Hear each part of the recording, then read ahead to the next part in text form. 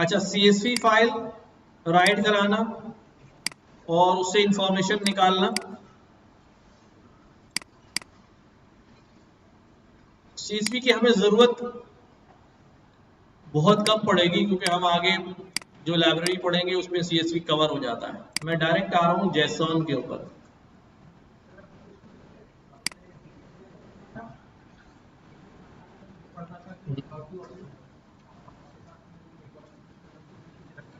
किसमें?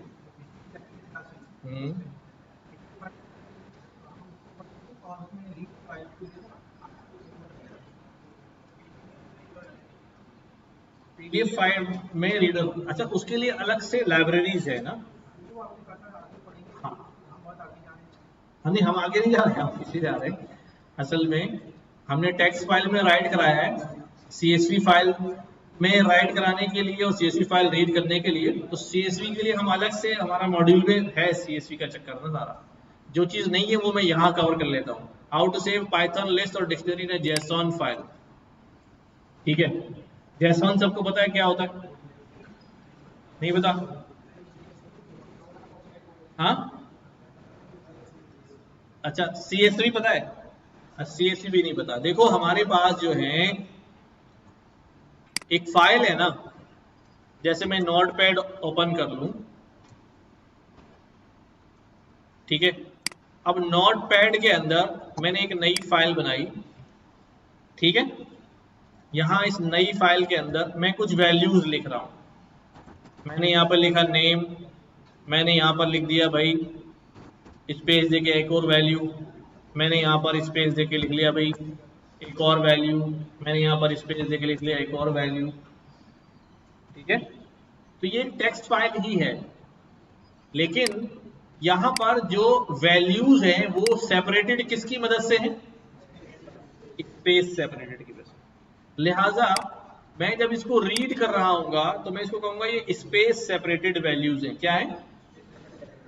तो जो CSV होती हैं उनके दरमियान क्या लगा होता है? इसका मतलब होता है ये कैसी वैल्यू है?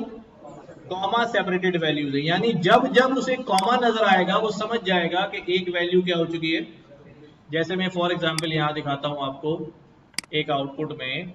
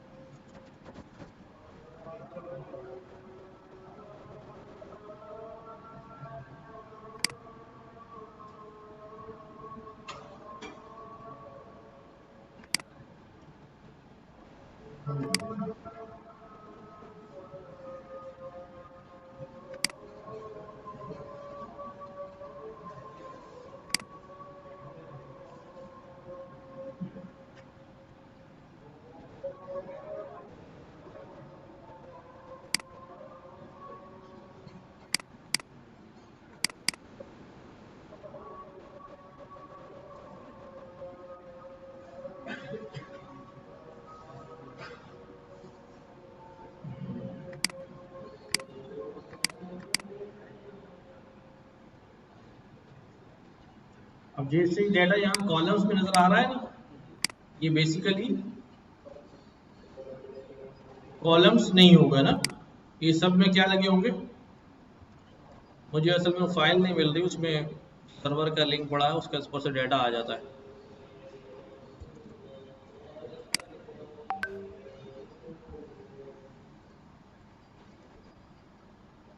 देख लो इसके अंदर अब मुझे रॉ फॉर्म में कहीं कॉलम नजर नहीं आ रहा, लेकिन डाटा एंट्री करते वक्त यूजर ने क्या लगाया होगा, तब एक डेलीमीटर लगाया होगा। ठीक है, वो डेलीमीटर क्या है, यहाँ पर कॉमा है या स्पेस है, यहाँ स्पेस नजर आ रहा है मुझे। तो हर स्पेस के बाद जो है ना वो समझ जाता है कि भाई ये अगले फीचर की वैल्यू, अगले कॉलम की वैल्यू, अगले कॉलम की वैल्यू। ठीक है, मैं अभी निकाल लेता हूँ, पता नहीं मेरे जहन से क्यों वो फाइल निकल रही है। ग्रुप्स में पढ़ते हैं।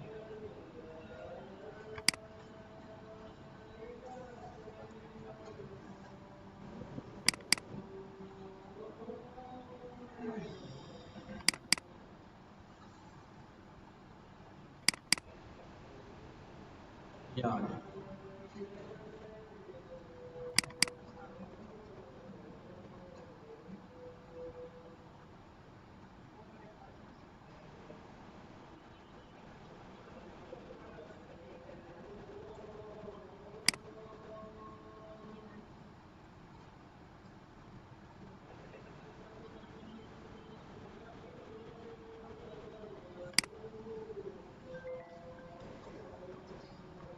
ये मेरे पास एक URL है।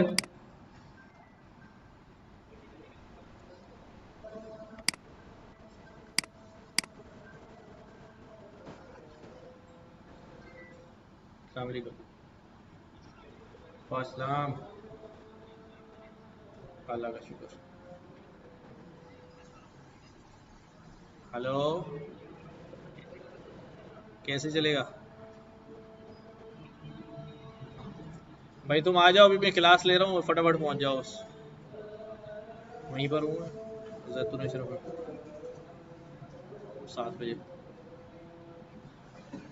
हाँ, आ जाओ आ जाओ आ जाओ, क्लास ले रहा हूँ, 7 बजे फारिग होऊंगा।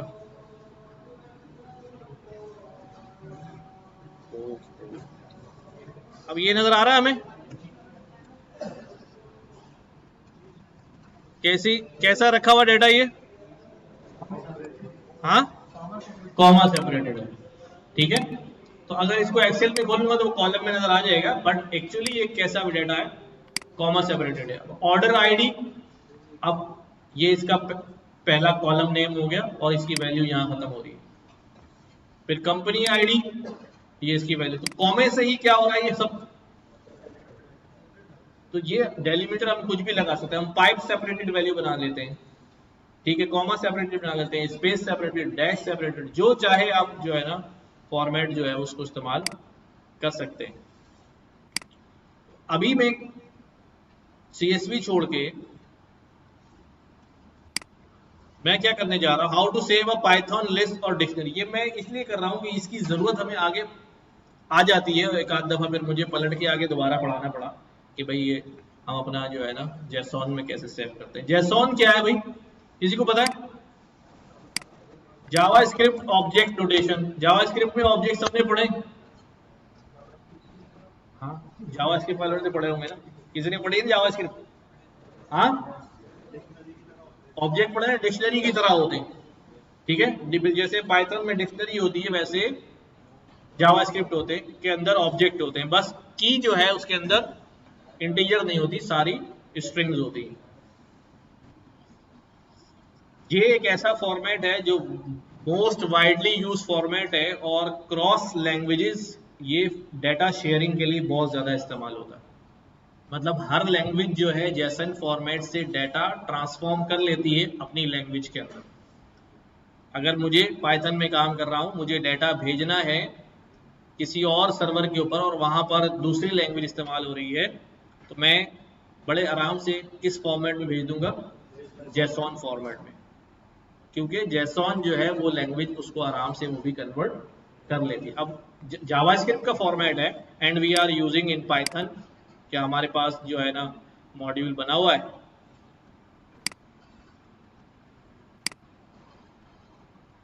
हमने क्या करना पड़ता है, अब जैसे हमारे पास ये अर्लियर हमने क्या रन किया, अभी टेक्स्ट फाइल के अंदर राइट कराते हैं, रीड कराते हैं, सब कुछ करते हैं, ऐसे ही था। ठीक है, यहां पर जरा समझो क्या हो रहा है, एक लिस्ट बनी हुई है। हाँ, हमने क्या किया, एक फाइल क्रिएट करी, अल्फाबेट लिस्ट टेक्स्ट फाइल, और इस लिस्ट को क्या करा दिया हमने, राइट करा दिया। अब मुझे ये बताओ कि ये लिस्ट जो है वो कैसी राइट होगी, करते जाते हैं साथ साथ करते जाते हैं।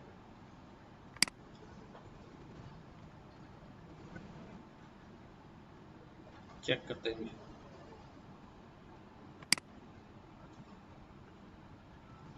टाइम हो जाए तो मुझे बता देना नमाज के लिए, अभी है 7-8 मिनट।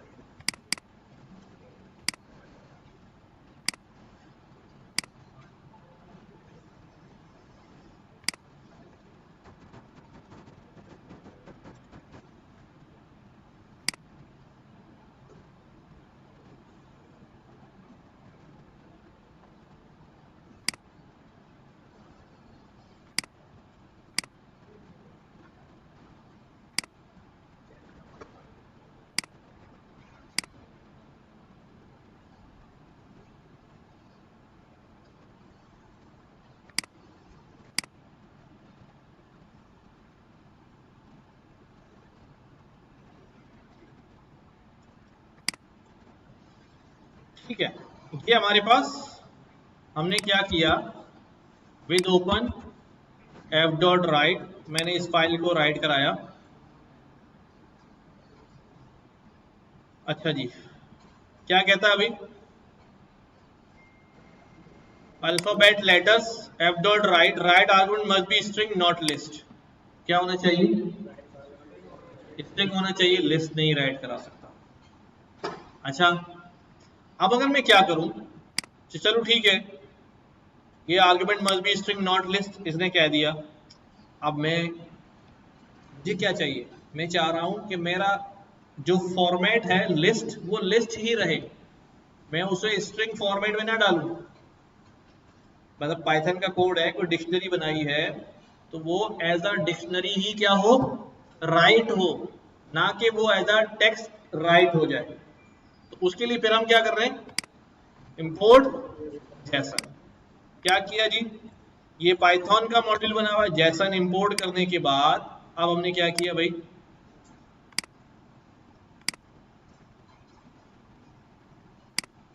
ये वाला काम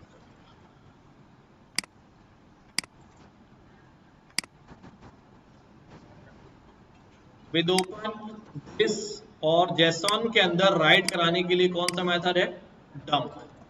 कौन सा मेथड है, डंप, जैसन डंप।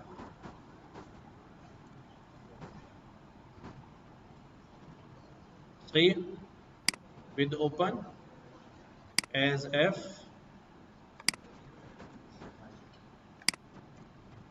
ठीक है, जैसन डॉट डंप। अब जब इसको एग्जीक्यूट कराया इसने, अल्फाबेट लिस्ट डॉट जेसोन की नाम की एक फाइल जो यहां क्रिएट कर दी। ठीक है,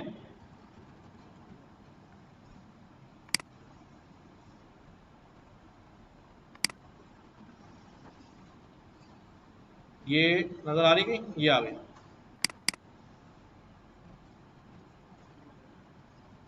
कैसी फाइल बनी है भाई, अब ये टेक्स्ट की तरह नहीं राइट हुआ, समझो इस बात को।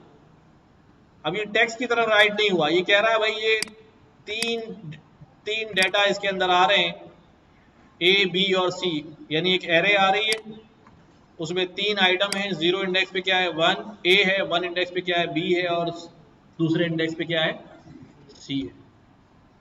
ये बात समझ आ रही, नमाज पढ़ते हैं, फिर उसके बाद आके इसको एक्सप्लोर करते हैं। जब मैं इसको पहले वाले केस में अगर मैं चाह रहा हूं कि भाई राइट में ये लिस्ट के तौर पे चली जाए, ठीक है। तो मसला ये है कि हम राइट करा रहे हैं टेक्स्ट फाइल में जो भी चीज राइट होगी वो स्ट्रिंग फॉर्म में होगी, ठीक है।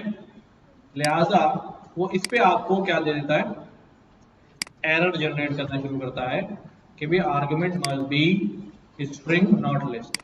तो अगर मैं इसको स्ट्रिंग बना देता हूं, क्या कर देता हूं, इसको स्ट्रिंग बना देता हूं, लाइक मैं इसी को कॉपी करूं और मैं क्या करता हूं, इसको स्ट्रिंग बना देता हूं। मैंने यहां पर भी एक कोड लगा दिया और एक कोड जो है वो यहां पर भी लगा दिया। सिंगल कोड क्यों लगा रहा हूं, क्योंकि अंदर ऑलरेडी डबल कोड यूज हुआ हुआ है। तो अगर डबल कोड लगाऊंगा तो वो समझेगा यहीं पर स्ट्रिंग खत्म हो गया। याद है ना ये प्रॉब्लम शुरू में स्ट्रिंग पढ़ा था कि अगर अंदर डबल कोड हो तो आप बाहर सिंगल कोड लगाएं। अब जब मैंने इसको राइट कराया तो ये इसने एरर नहीं दिया, बल्कि इसने एक फाइल क्रिएट कर दी। कौन सी फाइल, अल्फाबेट लिस्ट टेक्स्ट। अब ये जो मुझे बाहर देखने में तो क्या नजर आ रहा है कि लिस्ट है, लेकिन लिस्ट नहीं है ये इसको एक कैरेक्टर के तौर पर रीड कर रहा है, इसको भी एक कैरेक्टर के तौर पर रीड कर रहा है, इसको भी एक कैरेक्टर के तौर पे, इसको भी एक कैरेक्टर, तो ये उसके लिए टेक्स्ट ही है। लिहाजा जब मैं रिट्रीव करने जाऊंगा इसको वापस कि भाई रीड करता हूं कि भाई इसको लिस्ट फॉर्म में रीड करते हो, लिस्ट लिस्ट नहीं मेरे पास, तो ये टेक्स्ट है भाई जो मैंने स्ट्रिंग भेजा था। अब ये रिट्रीवल में आते हैं। और जबकि दूसरे केस में जब हमने क्या किया भाई, ये हमारे पास फर्स्ट केस में एरर था जिसमें लिस्ट नहीं जा रही थी, ठीक है, नजर आ रहा है यहाँ एरर में, इसलिए लिख नहीं रहा हूं, यहाँ हमने स्ट्रिंग बना के डाल दिया। अब जैसन इंपोर्ट किया, तो जैसन इंपोर्ट करके अब मैंने जैसन की फाइल बनाई और मैंने कहा भाई इसको डंप कर दो। अब ये जो डंप कर रहा हूं, you see it's a list, यहां मैंने उसको स्ट्रिंग नहीं बनाया है। जैसन डॉट डंप अल्फाबेट और हैंडलर उसका बता दिया भाई एफ, कि भाई ये क्या कर दो, आप राइट कर दो। जब इस तरह राइट कराया मैंने तो इट सेज कि भाई ये हमारे पास एक जैसन फाइल बन गई है लाइक दिस, ठीक है, ये जैसन फाइल है, ठीक है, उसमें लिस्ट ही नजर आ रही है, but it is now in the form of list. अगर मैं इसे रिट्रीव करूंगा तो मेरे पास लिस्ट ही निकल के आएगी, कैरेक्टर निकल के नहीं आएंगे। सही है। अब इसको देखते हैं अभी हम, जब ये पूरा प्रोसेस हो जाएगा तो फिर समझ में आ जाएगा। सिर्फ लिस्ट ही नहीं, आगे एग्जाम्पल में हम एक डिक्शनरी भी ले रहे हैं। क्या ले लिया भाई, एक डिक्शनरी, हाँ रिकॉर्डिंग हाँ, डिक्शनरी में मैंने ये डिक्शनरी बनाई,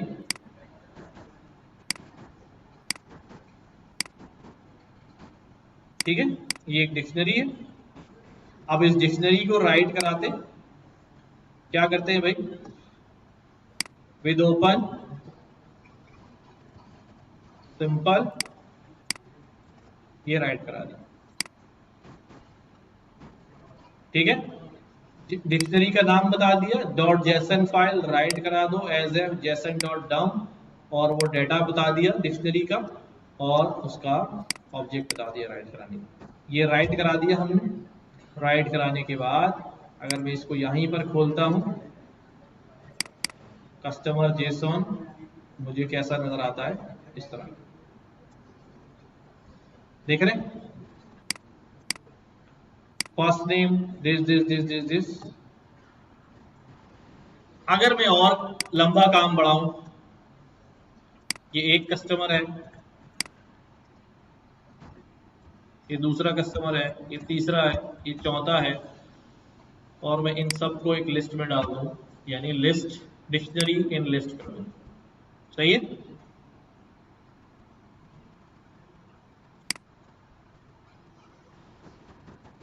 ये हटा देता हूं, ये एक डिक्शनरी होगी,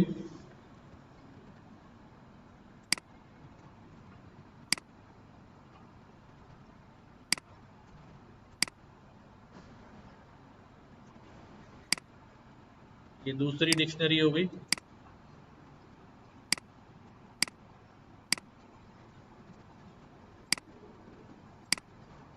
ये तीसरी डिक्शनरी हो गई।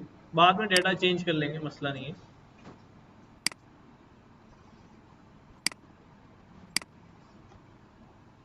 ठीक है, क्या है हमारे पास, एक लिस्ट है, उसके अंदर एक डिक्शनरी है, फिर उसके अंदर दूसरी डिक्शनरी है,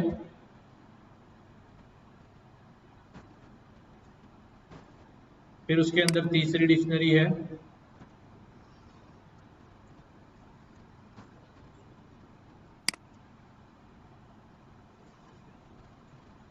और ये लिस्ट बन गई।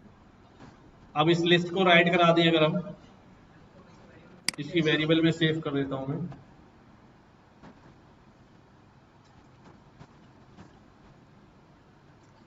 ठीक है, यहां लिख देता हूं मैं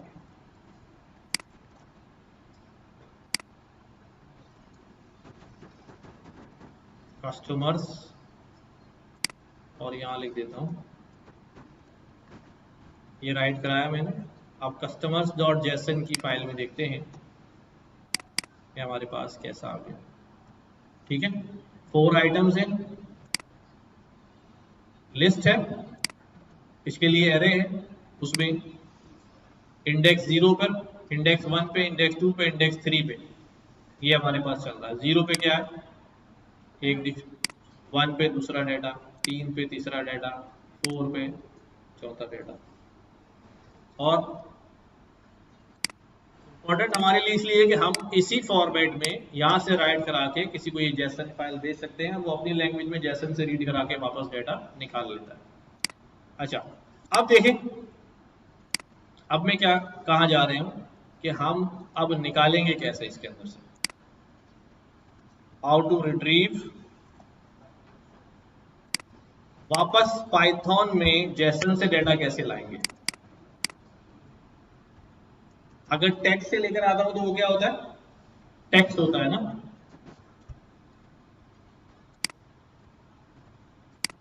टेक्स्ट से लेकर आते हैं तो क्या होता है भाई, कैरेक्टर्स होते हैं, वो टेक्स्ट होता है। लेकिन यहां पर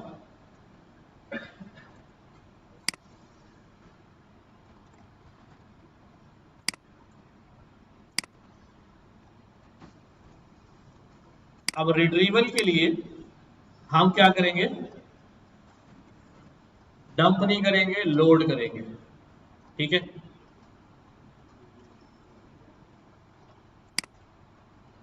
हमारे पास, चलो ये वाली दोबारा ले लेते हैं,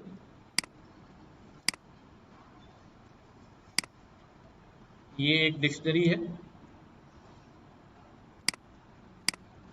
ठीक है, इस डिक्शनरी के अंदर ये कुछ डाटा हो गया, राइट,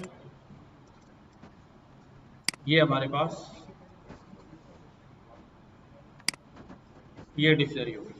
ओके, अब डिक्शनरी को मैं क्या करा रहा हूं, पहले वापस डंप कराता हूं और फिर लोड कराता हूं। वैसे पहले कराई भी, लेकिन दोबारा कर देते हैं। क्या करना है भाई हमने, विद ओपन, फाइल का नाम डॉट जेसन, क्या करना है, राइट एज एफ, पहले राइट करा रहा हूं, क्या करूंगा यहां पर भी, जेसन डॉट डंप, क्या डंप कराना है, कस्टमर दिस, ये हमने एक न्यू कस्टमर जेसन की एक फाइल बना दी जो यहां बन गई होगी। ठीक है, ये वाली, ठीक है। अब वापस आते हैं, अब मैंने क्या करना है, मैंने इसको वापस लेकर आना है। क्या करना है, वापस लेके आना है। क्या करूंगा भाई,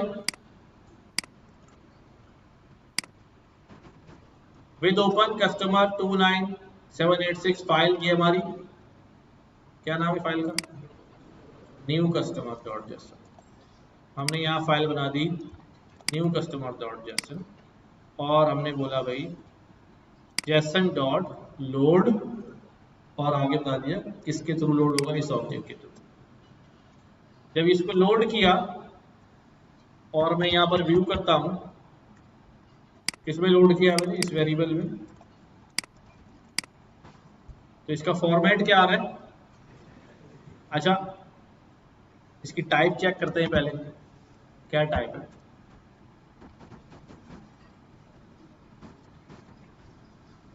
समझ लो, this is the key line.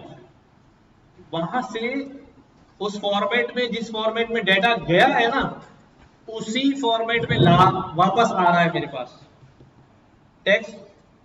और जो फाइल मैंने टेक्स्ट वाली भेजी थी, ये वाली अल्फाबेट लिस्ट डॉट टीएक्सटी, ठीक है, अगर मैं इसको रीड करता हूं तो वो नजर तो मुझे लिस्ट ही आएगी, लेकिन एक्चुअल में वो लिस्ट नहीं है। यानी अगर मैं इसको यूं कह दूं कि भाई मैं एक लिस्ट बना रहा हूं, ठीक है, तो बेसिकली ये एक स्ट्रिंग है। क्या है ये लिस्ट नहीं है। ये रीड होगा तो कैरेक्टर बाय कैरेक्टर होगा, लेकिन मैंने इसको जेसन के थ्रू एज अ लिस्ट ही स्टोर कराया और रिट्रीव भी किया, तो वापस लिस्ट ही आ रही है। ठीक है,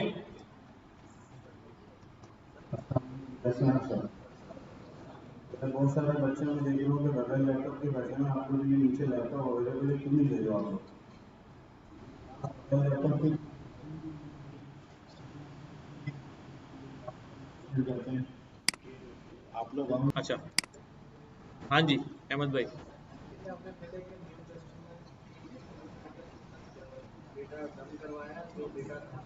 ठीक है,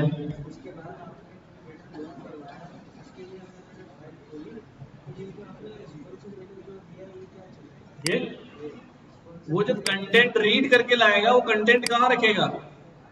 किसी वेरिएबल में रखेगा ना। हाँ, कुछ भी बना दो। टेक्स्ट फाइल में भी तो यही कर रहे थे ना, या मैं डायरेक्ट यहीं पे प्रिंट करा देता। मैं यहाँ कहता भाई ये जो कंटेंट लाए हो इसको प्रिंट करा दो, किसी उसमें सेव ना करो, तो फिर वो बाहर इस्तेमाल नहीं हो पाएगा। अब बाहर इस्तेमाल नहीं हो पाएगा ना अंदर। वो न वो बुक में असल में पेशेंट नंबर के हिसाब से काम किया उसने। भाई ये बात समझ में आई कि हम जो है राइट करा रहे हैं जिस डेटा फॉर्मेट में, उसी फॉर्मेट में जो है हमारे पास वापस जो है वो रिट्रीव हो रहा है, जबकि टेक्स्ट में ऐसा, अगर टेक्स्ट से मैं करूंगा तो फिर नहीं हो पाएगा। टेक्स्ट से मैं अगर अपना कोड जो है पूरा राइट करा दूंगा फाइल के अंदर, तो वो as a text file read हो जाएगा, राइट हो जाएगा, और जब लोड करूंगा तो वो एज अ टेक्स्ट फाइल ही आएगा, वो उसको कोड कंसिडर नहीं करेगा। जबकि जेसन से जो है हमारे पास ये काम जो है वो हो जाएगा। ठीक है, अच्छा, अगली चीज जो हम पढ़ने जा रहे हैं वो एक्सेप्शन हैंडलिंग पढ़ने जा रहे हैं। क्या? Exception handling. क्या होती है भाई एक्सेप्शन? एक्सेप्शन जो है, एक्सेप्शन या एरर हैंडलिंग। एक्सेप्शन क्या होती है? नहीं नहीं, मैं वैसे ही आम हालात में पूछ रहा हूँ, एक्सेप्शन क्या होता है? किसी चीज को, हाँ, छूट दे देना। अच्छा, जरूरी नहीं कि छूट दे देना, पकड़ भी लेना एक्सेप्शन में आता है कि भाई सब जा सकते तू नहीं जाता। हाँ, एक्सेप्शन कहते हैं कि भाई कोई रूल जो सबके लिए हो लेकिन किसी एक के लिए माफ कर दिया जाए, या सबके लिए ना हो किसी एक के लिए क्या हो जाए, हो, तो हम कहते हैं कि यार उसको क्या मिली हुई है? एक्सेप्शन मिली है। 5 बजे के बाद दरवाजा बंद हो जाएगा, कोई अंदर नहीं आएगा, लेकिन कोई 5:30 बजे आया था, मैं कहता चलो अच्छा आ जाओ, अब आप शोर मचाएं, हमें तो आने नहीं दिया, तो हम क्या कहेंगे भाई, उसको एक्सेप्शन मिली हुई है, उसने वो एक जुमला कहते हैं ना अभी, exceptions are discussed in private, तो उसने प्राइवेट में कुछ डिस्कशन की हुई है ना। तो अब इसका मतलब क्या, यहीं से बात असल में चलती है आगे। एक तो होता है एरर, कि अगर मैं कुछ क्या कर दूं, गलत लिख दूं, तो मेरे पास क्या हो जाता है भाई, एरर आ जाता है। यहां पर कौन सा एरर आ गया भाई, नेम एरर। ठीक है, कि भाई जो प्रिंट लिखा है ये मालूम नहीं क्या है, या मैं इसको यूं लिख दूं, प्रिंट हेलो। अभी एरर किस पे आ गया भाई, नेम एरर है, कि हेलो जो है वो पता नहीं क्या है। अच्छा, ये तो वो होता है, जरा तवज्जो सुनना ये बात, ये तो वो है जो पाइथन में लिखा हुआ है कि ये चीज इस तरह डिफाइन नहीं होगी। ठीक है, अच्छा, लेकिन पाइथन में ये डिफाइंड है कि यार पी जो है ना वो स्मॉल ही होगा, कैपिटल नहीं होगा प्रिंट का। अच्छा, पाइथन में ये डिफाइंड है कि भाई एक नंबर दूसरे नंबर को क्या कर सकता है, डिवाइड कर सकता है। ठीक है, यानी हम कह रहे हैं कि एक नंबर दूसरे नंबर को डिवाइड कर सकता है। एक नंबर दूसरे स्ट्रिंग को डिवाइड कर सकता है, नहीं कर सकता है, ये एरर है। अच्छा, ये एक रूल हो गया ना, a number can divide another number, ये रूल हो गया, डिफाइन है। अब जहां कहीं ये हो रहा होगा चाहिए, but as soon as zero आ जाता है, समझना बात को, क्या ये वाला रूल नहीं है, क्या जीरो नंबर नहीं है, हाँ, पर यहां पर क्या लग गई, जीरो पे एक्सेप्शन है कि भाई a number can divide another number, but zero पे एक्सेप्शन है, समझ में आई बात, बट जीरो पे एक्सेप्शन है, जीरो होगा तो फिर नहीं होगा, वही वाली बात होगी, सबके लिए रूल है तो बस इसके लिए नहीं है। तो दिस इज बेसिकली एक्सेप्शन, जिसको एरर की बना के क्या कर दिया, पाइथन में रख दिया कि भाई ये जैसे ही आएगा वो कौन सा एरर कहलाएगा, जीरो डिवीजन एरर कहलाएगा। अच्छा, जब एरर आता है तो क्या होता है, प्रोग्राम क्रैश हो जाता है, चलता हुआ प्रोग्राम क्रैश हो जाता है, और फिर हमारी क्या हो रही होती है, ठीक है,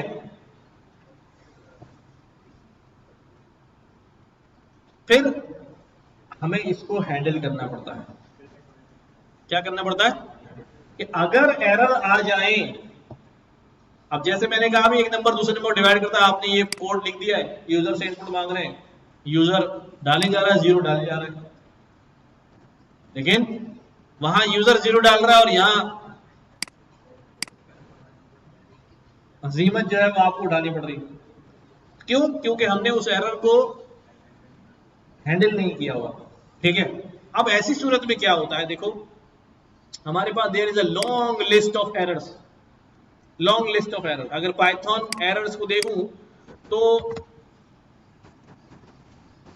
इतनी लंबी लिस्ट होगी, इतनी लंबी लिस्ट होगी कि भाई हर लाइब्रेरी के अंदर उसके अपने अपने एरर डिफाइन हुए होंगे, हर लाइब्रेरी के अंदर अपने अपने एरर डिफाइन होंगे, कि आप सोच भी नहीं सकते कितने एरर होंगे। जब जो भी पैकेज बना होगा उसके अंदर पैकेज के हिसाब से अपने एरर डिफाइन, तो करोड़ों पैकेज बने हुए भाई पाइथन के, करोड़ों नहीं तो लाखों में तो वही। तो हम ये देखते हैं अब इसको करना क्या है हमने। देखो हम क्या करते हैं, सिंपल, मैंने यहां पर मैंने कहा भी एक नंबर इनपुट लो, वही वाला काम करते हैं, नंबर इनपुट लिया, इंटीजर इनपुट अ नंबर,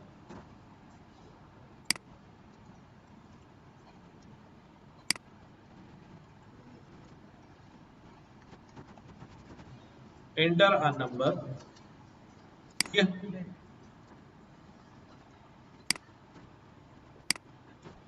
फिर मैंने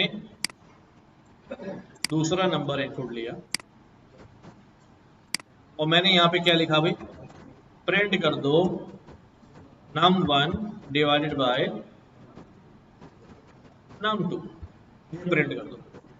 ठीक है, जब तक नंबर डाले जा रहे हैं ठीक है ना, लेकिन मसला कहाँ आ जाएगा, 0 पे मसला आ जाएगा कि 0 जैसे ही डलेगा वैसे ही हमारे पास क्या हो जाएगा, हमारा कोड क्रैश हो जाएगा। अब चूंकि हम यूजर के पास तो नहीं बैठे होते, यूजर तो घर में एप्लीकेशन इस्तेमाल कर रहा होगा, फिर हमें क्या करना पड़ेगा, देखो हम यहां पर एरर को हैंडल करेंगे। ठीक है, एरर को हैंडल करेंगे, हम एक सिंपल सा काम करेंगे, यहां पर वो लाइन जहां हमें लगता है कि यहां एरर जनरेट हो सकता है, उस लाइन को हम कहां ले आएंगे, अंडर कंसिडरेशन, अंडर ऑब्जर्वेशन। भाई कैसे, ट्राई का ब्लॉक बनाएंगे, किसका, ट्राई। ट्राई के ब्लॉक में क्या हो रहा है, अभी प्रिंट हो रहा है, क्या प्रिंट हो रहा है, num1 डिवाइड बाय num2। और अब ट्राई इसको देख रहा है कि अगर यहाँ एरर जनरेट होगा, जैसी एरर जनरेट होगा ट्राई इसको किसके पास भेज देगा, ठीक है, किसके पास भेज देगा, कौन सा एरर आने के चांसेस है, 0 डिवीजन एरर के चांसेस। ठीक है,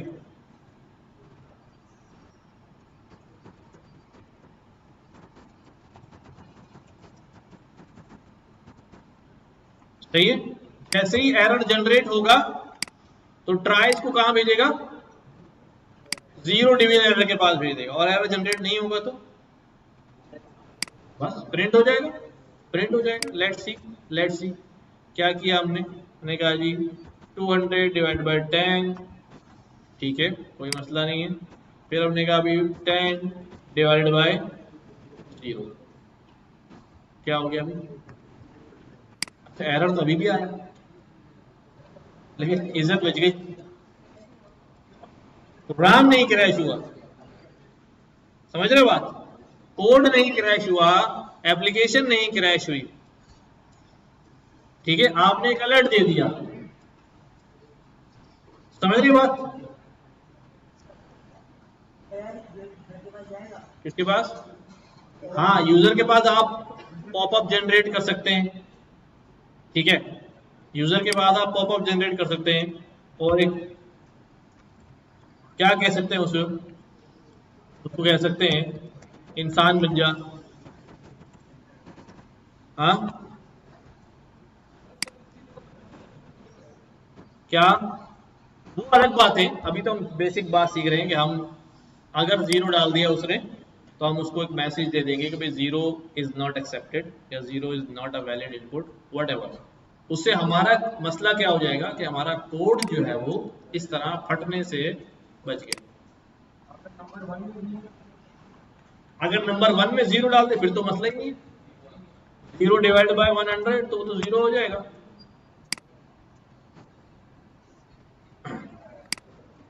एक मिनट कोई एरर नहीं आना चाहिए,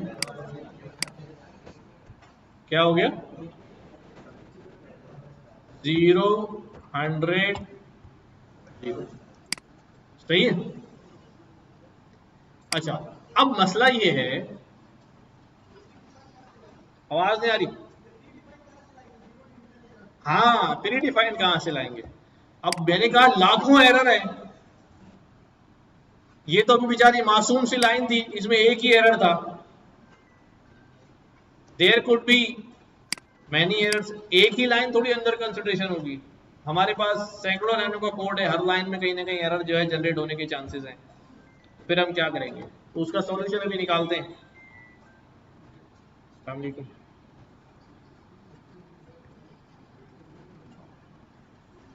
हुक्म करें नहीं जी देखें, ये आपकी जो बात है ना उसकी नफी तो इसी बात से हो गई कि आप फोन पे कह रहे हैं कि फोन नहीं उठाते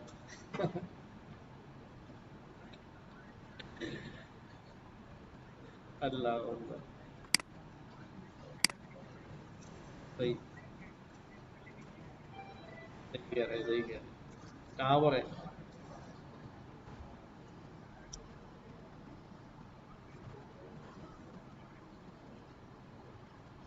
हाँ हाँ हाँ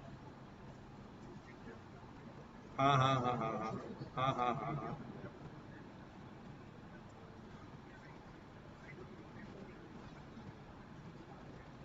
हाँ, चले, मुझे थोड़ा सा टाइम देना, मैं फिर क्लास खत्म करूँ, अभी क्लास ले रहा हूँ। हाँ ठीक है, चल। अच्छा, अब मसला ये है कि यहाँ मुझे पता चल रहा था कि जीरो एरर आएगा, तो मैंने यहाँ लिख दिया जीरो एरर। ठीक है, अब बात ये है, मैंने यहाँ पे लिख दिया भाई टू। अब कौन सा एरर आएगा?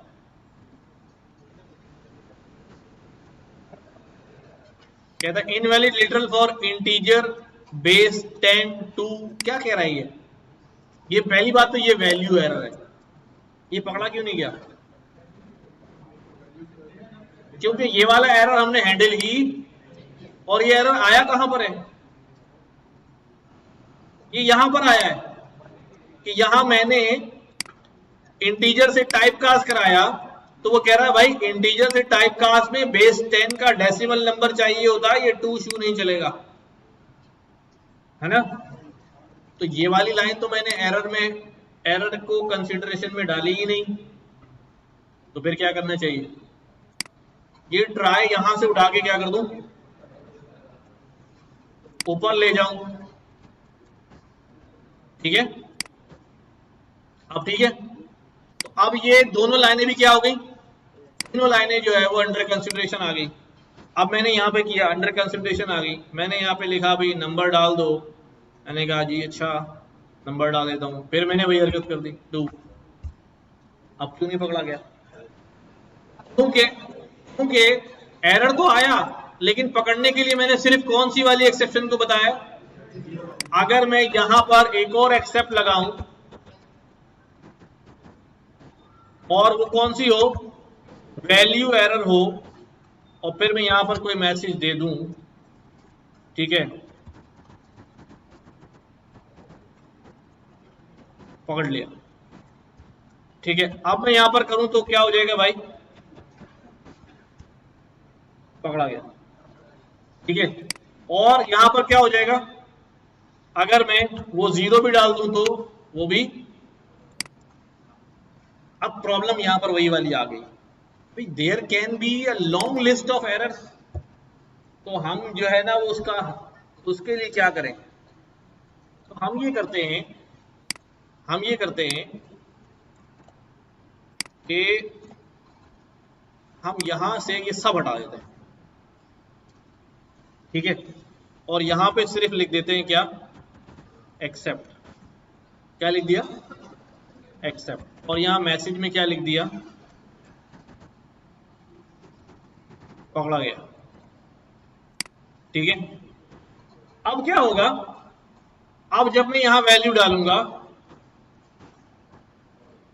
अब मुझे टाइप बताने की जरूरत नहीं, लेकिन एक मसला हो गया, अब मुझे पता ही नहीं लग रहा कि कौन सी लाइन पे कौन सा एरर आया, बस जो भी आया था पकड़ा गया। समझ रहे बात? जो भी आया था पकड़ लिया, लेकिन अब हम अंडरस्टैंड नहीं कर पा रहे कि यार ये इधर इधर हेयर और हेयर और हेयर कहां पर ये एरर आया है? तीनों लाइन में अलग अलग, हाँ वो फिर आपकी मर्जी, इसके ट्राई के साथ इसका ही लगाओ, तो फिर वही मसला है कि कितने ट्राई लगाऊंगा यार। हाँ, कितने ट्राई लगाऊंगा? तो लेकिन अभी आधा मामूली काम हमारा हो गया कि हम एक ही एक्सेप्ट से एरर पकड़ ले रहे हैं, लेकिन अभी हम जान नहीं पा रहे हैं कि भाई ये एरर आया कहाँ है, वो कौन सा एरर आया। क्लियर है बात? तो इसके लिए अब मैं क्या करता हूं, इसके लिए सिंपल यही काम किया, मैंने कहा भी एक्सेप्ट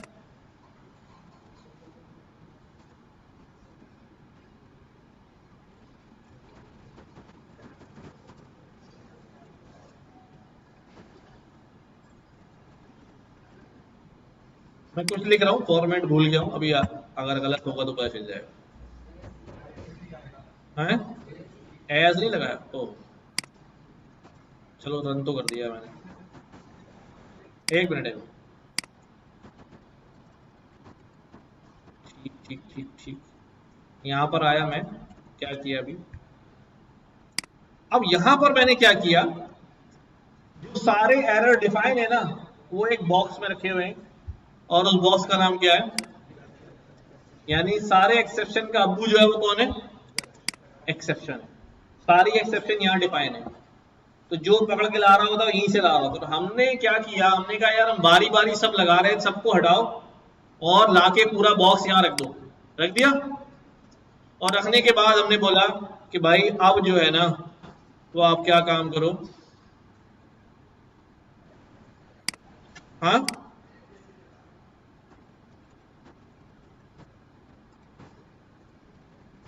प्रिंट करा दो ई। अब क्या हुआ, अब मैंने यहां कोई वैल्यू डाल दी, देखो वो आ गया। तो अब वो जो भी एरर आया होगा उसके साथ जो भी एरर का मैसेज होता है वो मैसेज खुद ही वहां से निकल के आ गया। समझ रहे बात, जैसे जीरो डिवीजन बाय जीरो लिखा हुआ आ रहा है यहां पर, तो अगर मैं यहां पर इसको रन करूं और मैं यहां कह दूं भाई, तो क्या लिखा हुआ आ गया, डिवीजन बाय जीरो लिखा हुआ आ गया। ठीक है, तो इस तरह हम क्या हो गए, थोड़ा सा काम हमारा क्या हो गया, रिड्यूस हो गया, कि हमें बार बार नहीं लगाना पड़ेगा। लेकिन अगर मुझे कुछ यकीनी एरर्स पता है, मैं वो एरर भी यहाँ डिफाइन कर लूँ और आखिर में जनरल एक्सेप्शन भी लगा दूँ, तो ये भी होता है कि भाई चलो 3-4 तो मैंने डिफाइन किए हैं, ये आएंगे तो ये मैसेज आ जाए, और इनके अलावा कोई आए तो मैं जनरल वाली में से उठा के ले आऊँ, ये भी हम कर लेते हैं। लेकिन उसमें हम अपना मैसेज दे देते हैं ना। हाँ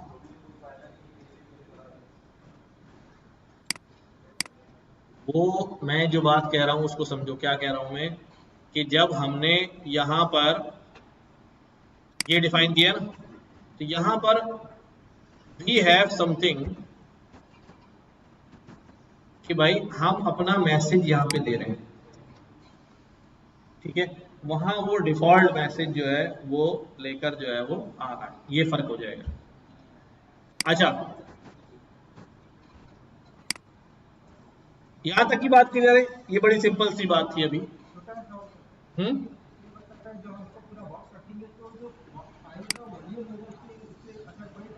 किस पे, नहीं पैकेज इंपोर्ट से नहीं पड़ता, नहीं पड़ता। वेरिएबल जो बनते हैं ना, लिस्ट बना रहे हैं, डिक्शनरी बना रहे हैं, वेरिएबल बना रहे हैं, इनसे फाइल का वेट जो है वो बढ़ता है, जो आपकी एप्लीकेशन है उसका साइज जो है इंक्रीज होता है। हाँ वेरिएबल आपने बनाया, जैसे फॉर एग्जांपल मेरे को, मुझे पता है पाइथन तो डायनेमिक साइजिंग होती है ना, मुझे पता है यूजर ने यहाँ अपनी एज डालनी, मैंने उसके लिए इंटीजर वेरिएबल बनाया, उसका साइज रखा 8 बिट्स, उसमें एज आ जाएगी किसी भी इंसान की तो आ जाएगी जिनका बच्चा ना हो, ठीक है। लेकिन अब अगर मैं वहां बिला जरूरी बैठ के इंटीजर वहां 256 बिट का बनाऊं, उसमें एज आनी 2 ही डिजिट में 50, 55, 60, इससे ज्यादा क्या होगी, लेकिन मैंने उसके लिए मेमोरी साइज कितना बड़ा ले लिया, 256 बिट का, तो ठीक है वो तो आ जाएगा, आपको एरर भी नहीं देगा।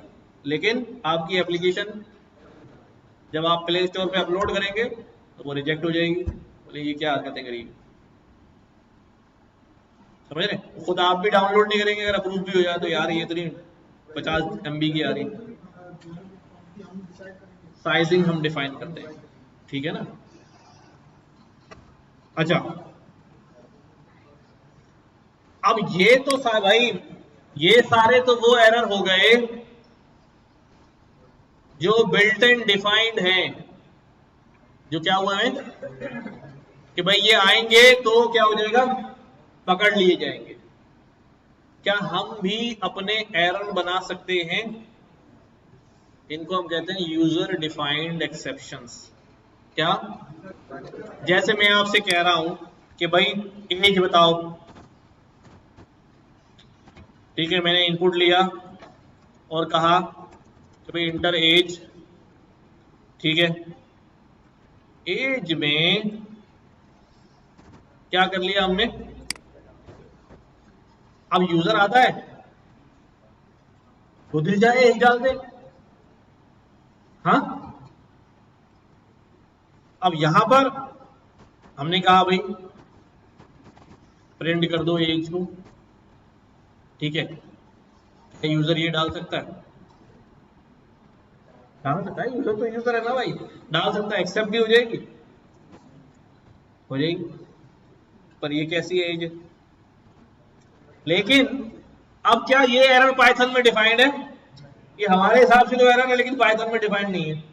क्या करूं? तो हम क्या करेंगे, इसको अपनी यूजर डिफाइंड एक्सेप्शन में ले जाएंगे, डिफाइन करेंगे इसको कि it's an error, it's an error, ठीक है। उसके लिए क्या करूं भाई, अब यहां पर मैं क्या लिखूंगा, if age is less than और इक्वल टू 0, तो यहां मैं क्या करूंगा, एक कीवर्ड यूज करूंगा रेज। क्या कर दूं? रेज कर दूं। क्या रेज कर दूं? हाँ,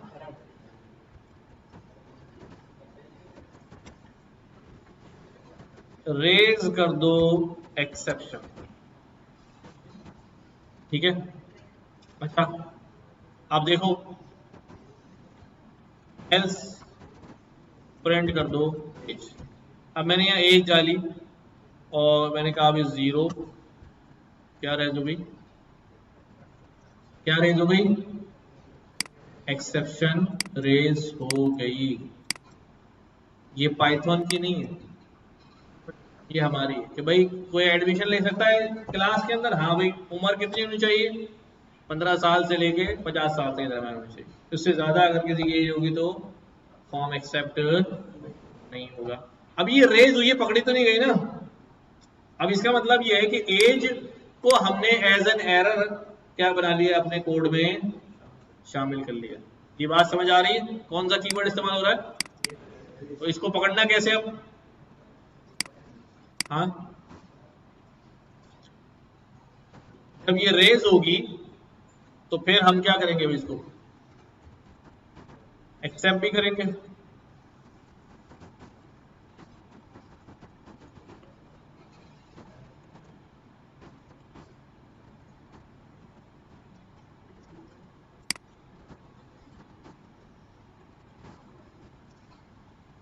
ट्राई में डाल दिया as exception as e and then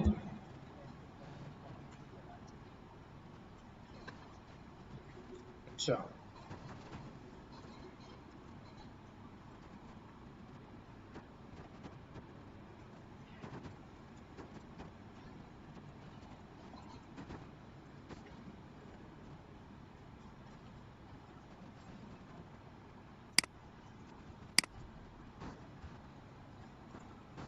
normal,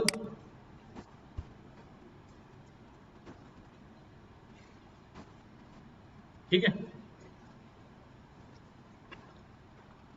देख ले इसको। हम अपनी भी एक्सेप्शन की क्लास बना सकते हैं लेकिन क्लासेस हमने पढ़ी नहीं है तो अभी इस तरफ मैं जा नहीं रहा हूं।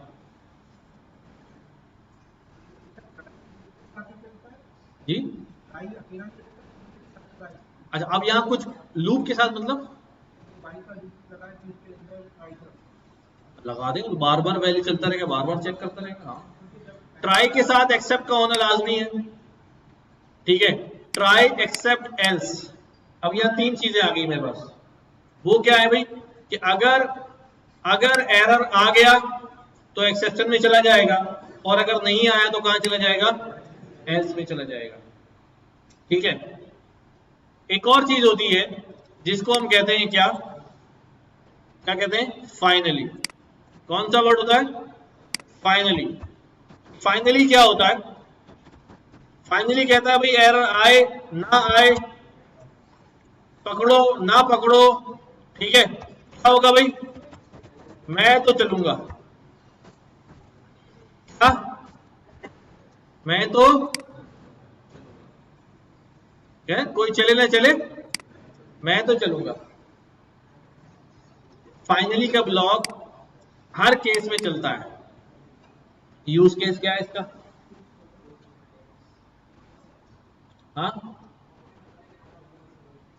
जैसे हम डेटाबेस का कनेक्शन ओपन करते हैं और डेटा फेच करने गए और इंटरनेट चला गया तो क्या होगा,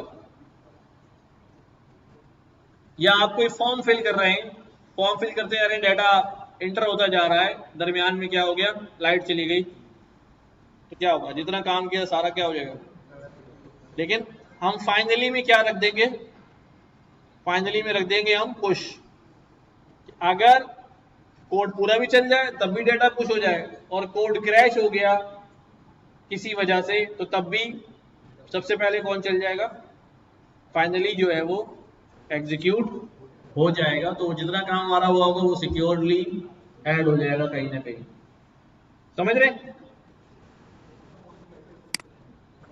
तो आपने कनेक्शन बनाया है ना, जहां भेज रहे हैं तो वहीं भेज रहे हैं ना, वहीं जाएगा ना, सही है।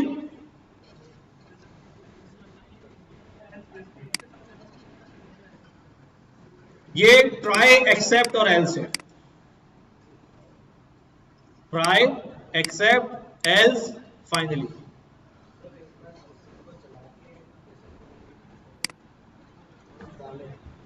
क्या डालू, अल्फाबेट डाल दिया मैंने भाई, ये तो मैंने अभी बनाई नहीं है ना, ये वाली एक्सेप्शन मैंने वैल्यू एरर के हैंडल करी है इसमें, हाँ ये मैंने एक बाहर रखा हुआ है ना बाबा, इसको मैं यहाँ निकालता हूँ, यहाँ ले आता हूँ, अब आ गया कंसिडर, ये तो ये एरर यहाँ पर आया था ना, वैल्यू एरर, अब मैंने यहाँ डाल देता हूँ 1, ठीक है। अब देखो यहाँ एक चीज आपको और नजर आ रही है,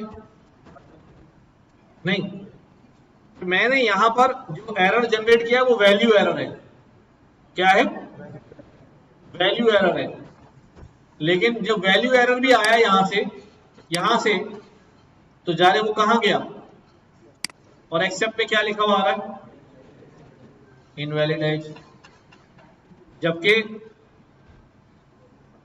चलो सही है, फिर भी है, इतनी बात सही है। अस्सलाम वालेकुम, ऊपर आ जाओ, फर्स्ट फ्लोर फिर सेकंड फ्लोर, अंदर आ जाओ।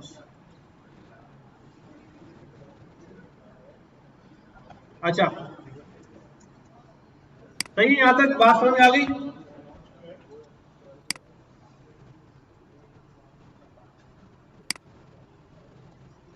अब कुछ काम करते हैं,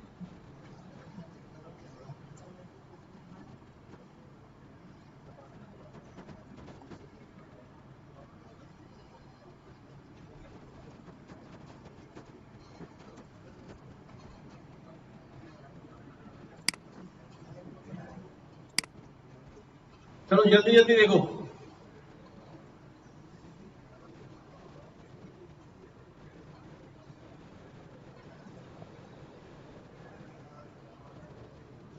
Which statements are true about syntax errors in Python? They are different than exceptions in Python. They occur syntactically. A correct Python code result in error. They can be handled with try except blocks. They occur when parser detects syntactically incorrect code. क्या कहना चाह रहे हैं कि जो syntax error होते हैं क्या वो भी ट्राई एक्सेप्ट से हैंडल हो जाते हैं और they are different than exception in Python. Exception में एरर भी आ रहा है ना सारे पाइथन में, तो डिफरेंट तो नहीं है। क्या क्या लगाऊं भाई जल्दी बताओ। थर्ड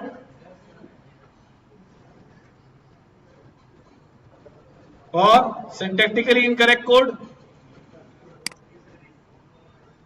चलो दे आर डिफरेंट, दे अकर, भाई क्या क्या बोल दिया इसने, they can be handle with, नहीं भाई नहीं हो रहा है हैंडल, सिंटैक्स एरर नहीं हो रहे, चेक कर लेना। What does raise keyword do in Python? Catch, raise, ignore, define.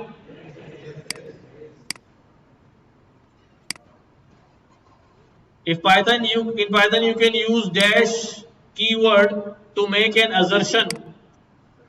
If the condition after the keyword is true, then the program continues to run. If the false, then program raise the exception, assert error.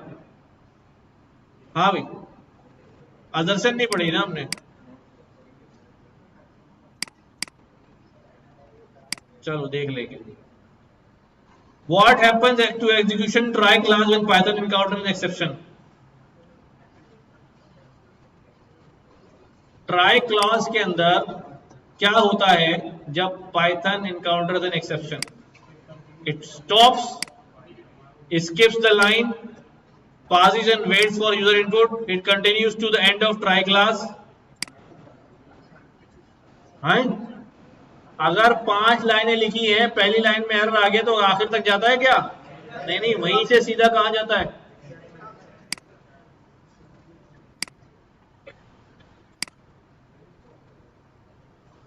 Exception handling mechanism, the code inside the L's clause execute when Python encounter. चलो जल्दी बताओ क्या है?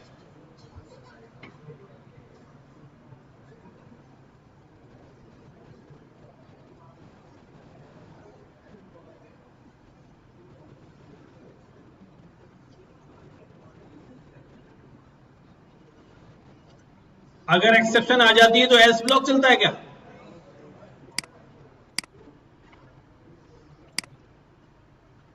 When does Python execute code inside a finally? In a try except finally block. Always. सही है?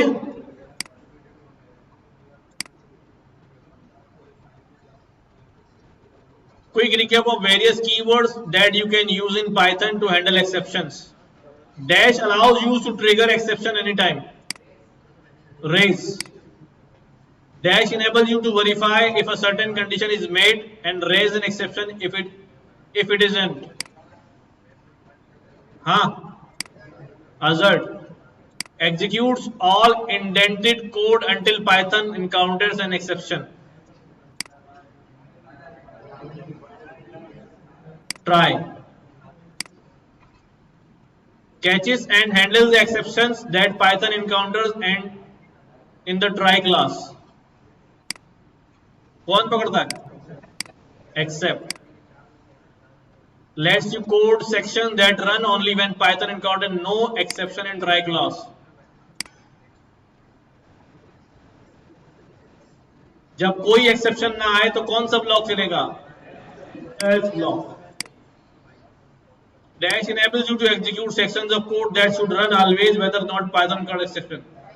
Finally.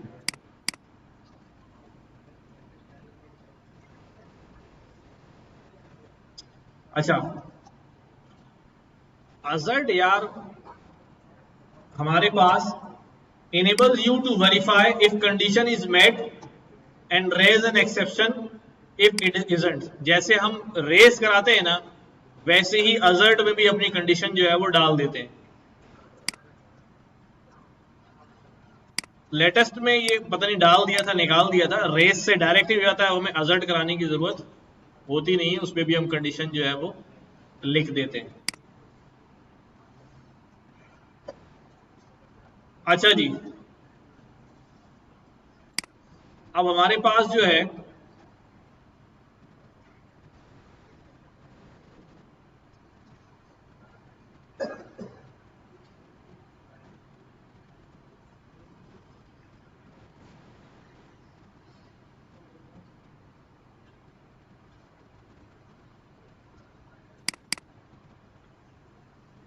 अब जो शुरू होगा आपका ऑब्जेक्ट ओरिएंटेड प्रोग्रामिंग शुरू होगा, लेकिन उससे पहले क्या होगा?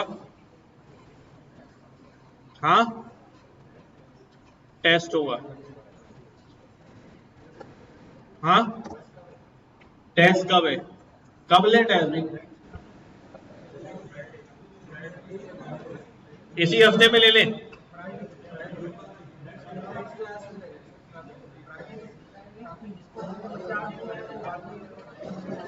फ्राइडे को कर लेते हैं, क्या कहते हैं?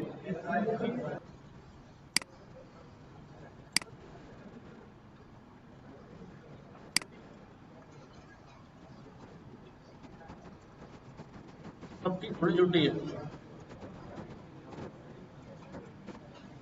क्या होती है यार ये, कि नाम सुना हुआ है?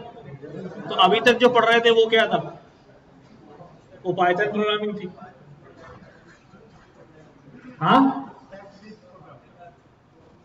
अभी तक जो हमने पढ़ी वो सीक्वेंशियल प्रोग्रामिंग भी थी, उसमें हमने फंक्शनल प्रोग्रामिंग भी पढ़ी, ठीक है, यानी फंक्शन बना के भी फंक्शन एक दूसरे को कॉल करते हैं और जो है ना अपना मॉड्यूल्स के थ्रू जो है वो काम हो रहा होता है। तो मुख्तलिफ पैराडाइम्स हैं, अगर आप देखेंगे तो 4-5 किस्म के जो है ना प्रोग्रामिंग स्टाइल्स जो हैं वो मिलते हैं, ठीक है, जिसके अंदर हमारे पास जो है ऑब्जेक्ट ओरिएंटेड प्रोग्रामिंग, और ये आ रहा है imperative programming, declarative programming, procedural programming, object oriented programming, functional programming, logic programming, जो दिल चाहे नाम रख दो यार, ठीक है। ऑब्जेक्ट ओरिएंटेड प्रोग्रामिंग जो है ये लेटेस्ट पैराडाइम है। इसको बनाने का मकसद क्या है, अलग अलग क्यों बनाया है?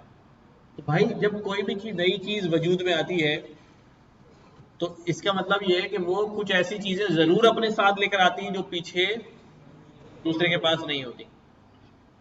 उसी का नेक्स्ट वर्जन में वो चीजें जो है, वो जो मसाइल जो वहां सामने आ रहे होते हैं वो हल हो रहे होते हैं यहाँ पर। तो हम जब तक फंक्शन पढ़ते रहे, लूप पढ़ते रहे, हमारी कोशिश क्या थी? लूप्स क्यों पढ़ा था हमने? रिपीटेशन कम हो, रिडंडेंसी कम हो, कोड कम लिखना पड़े। फंक्शंस क्यों पढ़े थे हमने? इसीलिए पढ़े थे कि रिडंडेंसी कम हो, कोड बार बार ना लिखना पड़े, एक ही बार लिखे कोड को बार बार यूटिलाइज करें। ऑब्जेक्ट ओरिएंटेड प्रोग्रामिंग भी क्या कर रही है? यही काम कर रही है कि हम क्या करेंगे, कोड रीयूज जो है वो करेंगे। कि हम अभी इसको डिटेल में देखते हैं कि सारे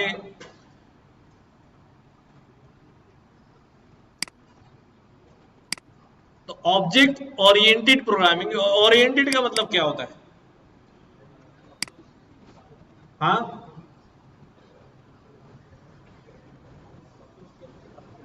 बहुत तरह के लोग होते हैं ना, एक मनी ओरिएंटेड लोग होते हैं, उनकी कोशिश क्या होती है? सिर्फ पैसा कमाना होती है। एक बाज लोग होते हैं जो फेम ओरिएंटेड होते हैं, पैसा ना मिले बस शोहरत होनी चाहिए। ओरिएंटेड का वर्ड समझ में आ रहा है? ठीक है, गोल ओरिएंटेड लोग होते हैं। तो इसी तरह प्रोग्रामिंग जो है अब वो किसकी ओरिएंटेड है? ऑब्जेक्ट। इसका मतलब ऑब्जेक्ट जो है यहां पर की है, ठीक है। तो पहले समझना पड़ेगा कि यार ये ऑब्जेक्ट जो है वो क्या भला होती है, कि जिसकी ओरिएंटेड प्रोग्रामिंग है, यानी प्रोग्रामिंग जो है वो ऑब्जेक्ट बेस्ड हो गई है, या उसका जो डाइवर्जन है, जो उसकी कंसिडरेशन है वो ऑब्जेक्ट है, या उसकी जो लॉजिक्स होंगी अब वो ऑब्जेक्ट बेस्ड होंगी। तो क्या होता है अभी ऑब्जेक्ट?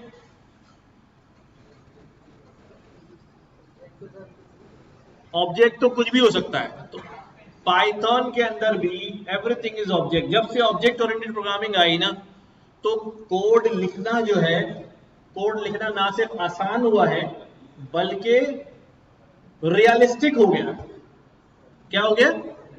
रियलिस्टिक हो गया है। हम उन वर्ड्स को, उन टर्मिनोलॉजीज को अपने कोड में आराम से इस्तेमाल कर सकते हैं जो टर्मिनोलॉजीज और वर्ड्स हम अपनी रियल लाइफ के अंदर क्या कर रहे होते हैं?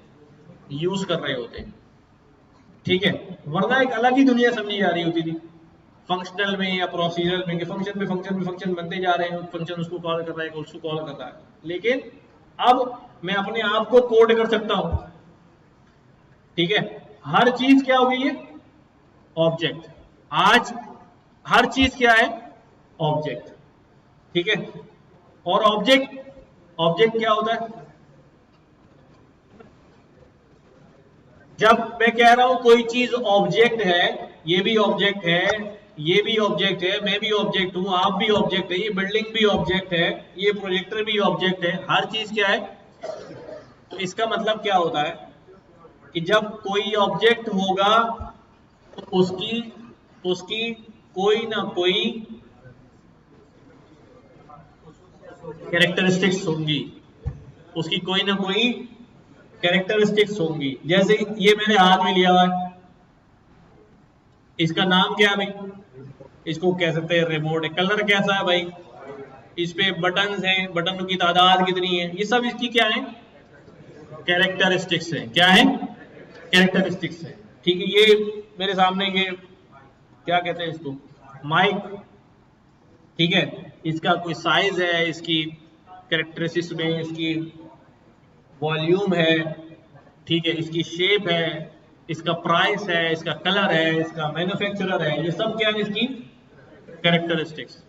इसी तरह से जब किसी ऑब्जेक्ट के कैरेक्टरिस्टिक्स हैं तो there can be behaviours of object, कि वो उसकी फंक्शनैलिटी क्या है।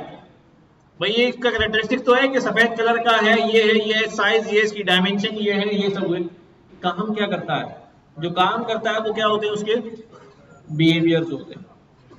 ठीक है, तो जब कोई ऑब्जेक्ट होगा, एक इंसान है, उसकी डेट ऑफ बर्थ होगी, उसकी हाइट होगी, उसका वेट होगा, उसका ब्लड ग्रुप होगा, उसका नाम होगा, उसका ईमेल एड्रेस होगा, ये सब क्या है? उसके कैरेक्टरिस्टिक्स है। बट वो इंसान करता क्या है? चलता है, फिरता है, रोता है, गाता है, भागता है, दौड़ता है। These are all behaviours. ये सब क्या है? उसके बिहेवियर्स है। समझ आ रही बात? तो जब कोई चीज ऑब्जेक्ट होगी तो उसके साथ दो चीजें जरूर एसोसिएटेड होगी, एक उसके कैरेक्टरिस्टिक्स और एक उसके बिहेवियर्स। इतनी बात सही है? अब ऑब्जेक्ट आया कहां से?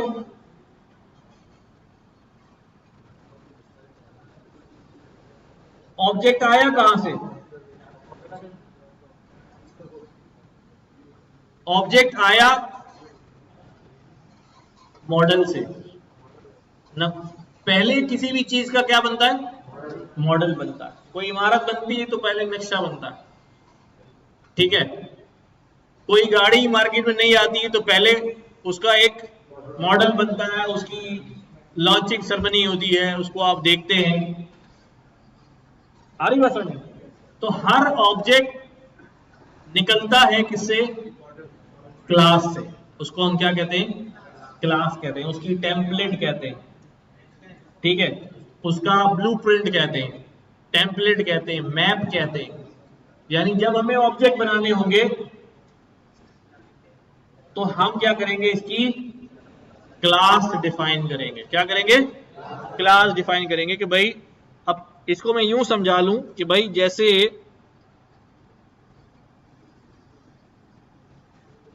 भाई ये रिमोट है ना, क्या ये दुनिया का पहला रिमोट है? अच्छा चलो पहला नहीं है, तो क्या ये रिमोट भी पहली बार तो बना होगा ना? जब इस कंपनी ने ये रिमोट डिजाइन किया होगा, ठीक है, बन गया। अब जितने प्रोजेक्टर और ये सारे जो हैं बिक रहे होंगे, हर एक के साथ ये रिमोट क्या हो रहा होगा। लेकिन जो पहली दफा इसका मॉडल डिजाइन हुआ है कि भाई शेप ये होगी, साइज ये होगा, बटन यहाँ होंगे, यहाँ होंगे, वो क्या है? इसकी क्लास है। वो क्या है? उसकी क्लास है। हम इंसानों की क्या है क्लास? हाँ, हमारा मॉडल कौन है भाई? आदम अलैहिस्सलाम है ना। हम सारे वैसे ही है ना, समझ रहे बात? तो क्लास बेसिकली क्या है?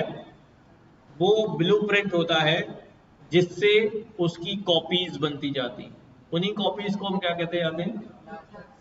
ऑब्जेक्ट कहते जाते हैं, उन्हीं कॉपीज को हम ऑब्जेक्ट। जैसे मेरे पास ये फोन है, अब ये अकेला तो फोन नहीं बनाया होगा कंपनी ने, लेकिन ये पहली बार तो बना होगा, ये पहली बार लॉन्च हुआ होगा और पहला मॉडल जो इंजीनियर ने डिजाइन किया होगा वो रखा हुआ जाके आगे कंपनी मीटिंग में, और उसमें हाँ भाई ये अप्रूव हो गया मॉडल, जबरदस्त। ये क्या है उसकी क्लास, फिर आपने खरीदा, मैंने खरीदा, इसने खरीदा, उसने खरीदा, क्या बनते जा रहे हैं उसके ऑब्जेक्ट्स, क्या बनते जा रहे हैं। अब जितने चाहे ऑब्जेक्ट बना लो, जितने चाहे ऑब्जेक्ट बना लो, समझ रहे बात। तो जो पहली दफा बन रहा है वो क्या है, क्लास। अच्छा, एक और इंपॉर्टेंट बात, अगर कोई ऑब्जेक्ट किसी क्लास का है तो वो क्लास को फॉलो करेगा नहीं करेगा।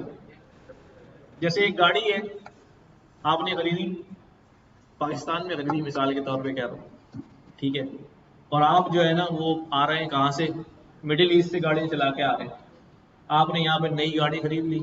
अब मिडिल ईस्ट में जो है ना वो स्टीयरिंग कहाँ होता है, लेफ्ट साइड होता है आपका, राइट साइड। आप गए आपने बोला होंडा वालों को यार एक काम करो, ठीक है तुम्हारी गाड़ी तो खरीद ली, एक काम करो यार मुझे जरा स्टीयरिंग इधर करके दे देना।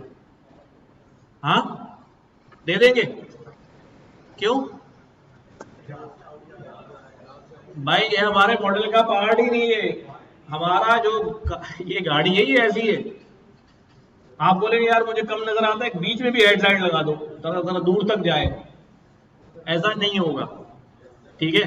जो भी ऑब्जेक्ट है वो अपनी क्लास को क्या करेगा, फॉलो करेगा, इनहेरिटिंग क्लास को क्या करेगा, फॉलो करेगा। जैसी क्लास है वैसा ही क्या होगा, ऑब्जेक्ट बनता रहेगा।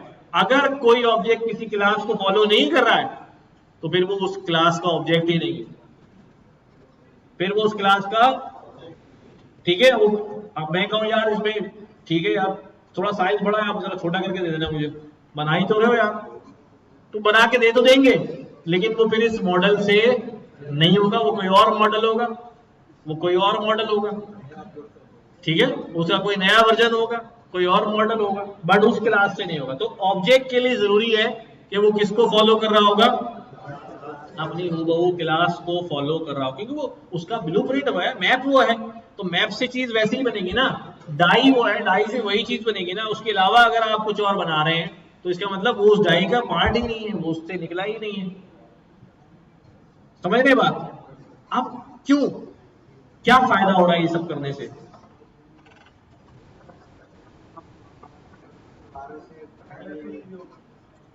अब रियल लाइफ प्रॉब्लम पे आते हैं। अगर ऑब्जेक्ट्स के थ्रू काम ना करें, मैं आपसे कहूं यार एक काम करो, सबको एक एक पेपर बांट दूं और मैं आपसे कहूं यार एक काम करो, अपना पूरा बायोडाटा जो है जरा सब लोग लिख दें, सब लोग अपना अपना बायोडाटा जो है वो लिख दें। सबने लिख दिया, सबने लिख दिया, पेपर मेरे पास आ गए। मुझे सबके, अच्छा बायोडाटा में फैमिली इंफॉर्मेशन फॉर एग्जांपल आ गई, मुझे सबके जो है ना देखना है कि यार कहाँ रहते हैं, फॉर एग्जांपल क्या देखना है, कहाँ रहते हैं। तो क्या मुझे बताओ, ये जो लोकेशन वाली इंफॉर्मेशन है ये सबने एक ही जगह लिखी होगी, हाँ अलग अलग लिखी होगी। ऐसा क्यों हुआ, क्योंकि कोई फॉर्मेट ही नहीं था। लेकिन अगर मैं क्लास बना देता हूं और फिर जैसे आप फॉर्म फिल करते हैं ना, अगर मैं आपको सादा पेपर दे देता तो आप यही हरकतें होती, मुझे उसमें से इंफॉर्मेशन रिट्रीव करना बहुत ही ज्यादा मुश्किल होता, बहुत ज्यादा टाइम जल्दी में, कोई इंफॉर्मेशन ढूंढनी, इसकी तो यहाँ मिल गई, अगले के तो वहां है ही नहीं, उसने वहां लिखी है नीचे, अगले ने कहा उसने ऊपर लिखी है। लेकिन अगर मैं वही चीज आपको क्या बना के दे दूं, यूजर फॉर्म बना के दे दूं, तो हर एक की इंफॉर्मेशन कहाँ होगी, एक प्रॉपर जगह पे होगी। टेलीफोन नंबर ये टेलीफोन नंबर ही आएगा, ठीक है, एड्रेस की जगह एड्रेस ही आएगा, अब्बा के नाम की जगह अब्बा का नाम ही आएगा, ऐसे ही होगा ना। बिल्कुल यही कॉन्सेप्ट है कि हम लेकर आते हैं, फिर जब डिजाइन करते हैं अपनी किसी चीज को तो फिर हम क्लास डिफाइन कर लेते हैं। अब जितने भी लोग इसको यूटिलाइज करेंगे वो इसी फॉर्मेट को, कि क्लास में ये चीजें डिफाइन है, ये ऑब्जेक्ट बनेगा डेटाबेस में। फॉर एग्जांपल एक रिकॉर्ड क्रिएट कर, आपका एडमिशन हो गया, अब एडमिशन हो गया, फॉर्म आपका फिल हो रहा है, सबका एक जैसे ही होगा ना, या रैंडमली उठा के इंफॉर्मेशन डालते रहें, ऐसा नहीं होगा। तो डेटाबेस में एक स्टूडेंट क्रिएट कर दिया, अब जब दोबारा कोई नया स्टूडेंट आएगा तो दोबारा मुझे स्टूडेंट क्रिएट करने की जरूरत नहीं है, बल्कि क्या करेंगे, सिर्फ उसका एक कॉपी क्रिएट करेंगे, यानी ऑब्जेक्ट क्रिएट करेंगे। फिर तीसरा स्टूडेंट आएगा, एक कॉपी क्रिएट करेंगे, चौथा स्टूडेंट आएगा, एक कॉपी क्रिएट करेंगे। इंफॉर्मेशन बदलती रहेगी उसके अंदर, लेकिन जो एट्रीब्यूट्स और बिहेवियर्स हैं वो क्या रहेंगे, वो सेम रहेंगे। ठीक है, तो बहुत ज्यादा जो है वो काम आता है ऑब्जेक्ट ओरिएंटेड मॉडल जो है मुख्तलिफ। अब चूंकि ज्यादातर लोग हम फ्रेमवर्क्स पर काम करते हैं, बिल्ट इन फ्रेमवर्क्स होते हैं चीजें डेवलप करने के लिए, तो हमें इतना ज्यादा ऑब्जेक्ट ओरिएंटेड डिजाइन पैटर्न्स पे काम करना नहीं पड़ता है। ठीक है, क्योंकि फ्रेमवर्क का अपना ही डिजाइन पैटर्न होता है, आप उसी के तहत काम कर रहे होते हैं, पहले ये फिर बनाओ, फिर ये बनाओ, यहाँ ये डिफाइन करो, यहाँ ये डिफाइन करो, तो वो डिजाइन पैटर्न उन्होंने इंप्लीमेंट किया होता है। तो हमें इतना ज्यादा इसका इम्प्लीमेंटेशन नजर नहीं आता, क्योंकि वो सारी इम्प्लीमेंटेशन उसने खुद कर दी होती। बस ये होता है कि हम कोई इंपोर्ट करते हैं, उसका ऑब्जेक्ट क्रिएट करते हैं और उसको यूटिलाइज कर लेते हैं, ज्यादा नहीं सोचना पड़ता। लेकिन कभी कभी सोचना भी पड़ जाता है कि अपना अगर हम कोई डिजाइन कोड का कुछ अपना स्टाइल जो है इस्तेमाल करना शुरू करें। ठीक है, तो अगली क्लास में इंशाल्लाह इसको शुरू करेंगे।